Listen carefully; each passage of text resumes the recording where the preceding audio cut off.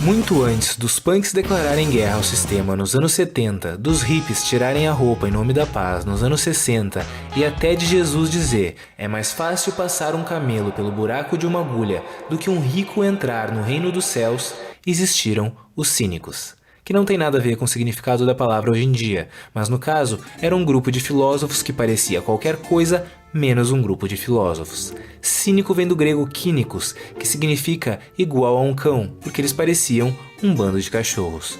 O nome foi dado primeiramente como um insulto, mas os cínicos gostaram do termo porque eles achavam cachorros top.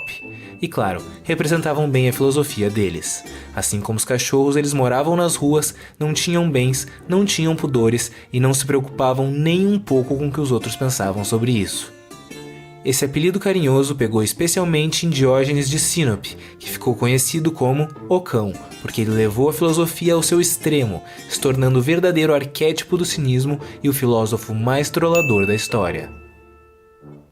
Diógenes buscou fazer da sua vida a mais simples possível. Ele morava em um barril, sim, ele foi a principal influência para o Chaves, e seus únicos bens eram um bastão, uma lamparina e um saco. Ele também tinha uma tigela que usava para beber água, até que um dia viu uma criança bebendo água com as mãos e pensou, tá bom, eu não preciso mais disso aqui, e jogou a tigela fora. Ele fez da pobreza a sua virtude e a forma mais direta de protestar contra a sociedade corrupta e consumista da época. Diógenes costumava andar por Atenas com uma lamparina acesa em plena luz do dia. Quando perguntavam o que ele estava fazendo, ele respondia, procurando um homem honesto. De acordo com a sua filosofia, todas as conquistas artificiais da sociedade, status, dinheiro, poder, são incompatíveis com a felicidade, e a moralidade advém do retorno à simplicidade da natureza. As pessoas não deveriam se envergonhar das suas necessidades mais básicas e naturais, nem de fazê-las quando sentissem vontade, comer em público, beber em público, dormir e, bom, todo o resto que vocês devem imaginar. A sua filosofia era vivida no dia a dia e não ensinada nas escolas, já que a virtude revela-se na ação e não na teoria. Ele não tinha nenhum respeito pelos grandiosos filósofos da época e seus questionamentos intelectuais que não se aplicavam à vida em si. Platão foi quem mais sofreu nas mãos de Diógenes, porque ele acreditava que Platão não era digno de carregar o nome do seu próprio mestre, Sócrates, uma vez que tinha perdido completamente a essência dos seus ensinamentos, transformando boa parte da simplicidade socrática em devaneios inúteis que transformavam a filosofia em algo elitista e que nada acrescentava à arte de viver. Diógenes dizia que o verdadeiro discípulo de Sócrates era Antístenes, que foi o seu mestre e fundador do cinismo. Certa vez, Platão definiu o homem da forma mais sucinta possível, como um bípede sem penas, e foi extremamente aplaudido pelos seus alunos. Ao ficar sabendo disso, Diógenes depenou uma galinha, entrou no meio de uma das suas aulas e disse, eis aqui o homem de Platão. Depois disso, Platão se viu obrigado a mudar sua definição para um bípede sem penas e de unhas largas. Em outra ocasião, talvez já irritado com Diógenes, Platão o viu lavando alfaces para o almoço e provocou. Se você tivesse cortejado Dionísio, que aliás, vale ressaltar, era um tirano cruel, você não estaria lavando alfaces agora. Ao que Diógenes respondeu, se você lavasse alfaces, não teria que cortejar um tirano. De tanta birra, Platão acabou definindo Diógenes como um Sócrates que enlouqueceu.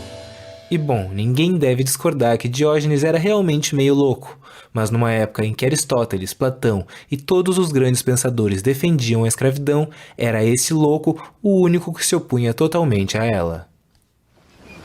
Talvez por ironia do destino, o próprio Diógenes acabou sendo capturado por piratas para ser vendido como escravo, mas isso não o abalou muito. Na viagem até o leilão, os prisioneiros do navio mal recebiam comida para se manterem vivos, e Diógenes chamou os piratas na pura malandragem. Quando vocês capturam um porco ou uma ovelha para vender, vocês os alimentam bem, para que fiquem saudáveis e fortes. Mas quando capturam um ser humano, o mais nobre dos animais, vocês não dão uma migalha de pão sequer, até que ele seja reduzido a um esqueleto e acabe sem valor algum de venda. A partir daí, os piratas passaram a alimentar os prisioneiros com fartura. Quando chegou o leilão, perguntaram a Diógenes qual era a sua qualidade, e ele respondeu, governar homens. e logo em seguida apontou para um homem claramente muito rico na audiência e disse: "Vendam-me para este homem, ele parece precisar de um mestre." O homem era Xeníades, que apreciou a perspicácia de Diógenes e o comprou. Logo acabou notando a sua enorme sabedoria e confiou tanto a gerência da sua casa quanto a educação dos seus filhos a ele. Diógenes acabou conquistando grande fama na Grécia e teve diversos discípulos, sendo um deles Crates de Tebas, que foi mestre de Zenão, o criador do estoicismo. Tamanha notoriedade atraiu até mesmo Alexandre o Grande, que era simplesmente o homem mais poderoso do mundo. Alexandre foi visitar Diógenes e o encontrou deitado sob o sol. Então chegou mais perto e disse: "Posso te oferecer todas as riquezas, luxos e prazeres do mundo. Diga-me, o que queres?" E Diógenes respondeu: "Quero que você saia da frente do meu sol." Todos os seguidores de Alexandre começaram a zombar de Diógenes até que Alexandre reconheceu: "Se eu não fosse Alexandre Magno, gostaria de ser Diógenes." E Diógenes respondeu: "Se eu não fosse Diógenes, também gostaria de ser Diógenes." Ainda houve outro encontro entre os dois, quando Alexandre se deparou com Diógenes observando uma pilha de ossos e perguntou o que o filósofo fazia. Ele respondeu: "Estou procurando os ossos do seu pai, mas não consigo distingui-los dos ossos de um escravo." Diógenes foi o único a tratar Alexandre assim e sair vivo, mas talvez também tenha sido o único que teve coragem de tentar. Curiosamente, dizem que ambos morreram no mesmo dia. E logo antes haviam perguntado o que Diógenes desejava que fizessem com seu corpo quando ele morresse. Ele disse: "Simplesmente joguem fora da cidade para que os animais selvagens aproveitem." Assustados perguntaram: "Mas é o seu corpo, você não se importa com isso?" E ele retrucou: "Não, desde que vocês me deem um bastão para afugentar os animais." Ao que responderam: "Mas você vai estar morto." E ele disse: "Então por que eu me importaria?" Com o decorrer do tempo, a palavra cínico foi perdendo seu significado, principalmente a partir do segundo século depois de Cristo, quando Luciano de Samosata criticou os autoproclamados cínicos de seu tempo que simplesmente pregavam os ensinamentos de Diógenes, mas viviam o total oposto. Mais tarde, baseados nos escritos de Luciano, os renascentistas e reformistas passaram a usar a palavra cínico para se referir aos seus rivais, da mesma forma que ela é usada hoje em dia, no Big Brother, etc. Mesmo tendo perdido seu sentido ao decorrer do tempo, a filosofia cínica foi diretamente responsável pelo surgimento do estoicismo, influenciou os pensamentos de Nietzsche e impulsiona direta ou indiretamente qualquer pessoa que se propõe a questionar o status quo. Ninguém precisa seguir todas as loucuras de Diógenes para colher os melhores ensinamentos da sua filosofia. Na verdade, nem o próprio esperava ser seguido tão fielmente. Quando um discípulo perguntou: "Você não está exagerando um pouco?"